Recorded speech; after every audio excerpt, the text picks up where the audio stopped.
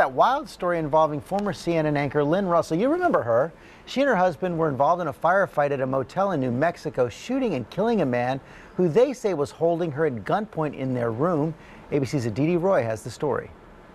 Lynne Russell. This morning, a former news anchor is telling her own tale of survival. It's something that I'll really never forget. After she says she and her husband got into a gunfight with an alleged robber in their hotel room. Congress approved. Lynne Russell, a former anchor for CNN Headline News, says she and her husband, this is Chuck DeCaro, CNN, a former investigative reporter, Green Beret, and consultant to the Pentagon, stopped at this Motel 6 in Albuquerque with their dog Tuesday night during a cross-country road trip.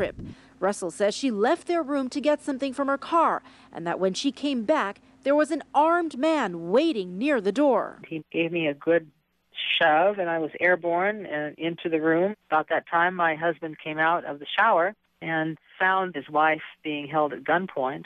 The guy was standing there with this big .40 caliber weapons, and so we engaged in some conversation to try to get him to at least not level a gun at us.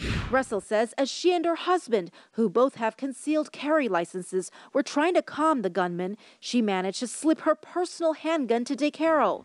Russell says the suspect grabbed her husband's briefcase and started shooting. DeCaro fired back. The alleged robber killed in the parking lot. DeCaro was hit 3 times. This morning, he's recovering in a hospital with non-life-threatening injuries.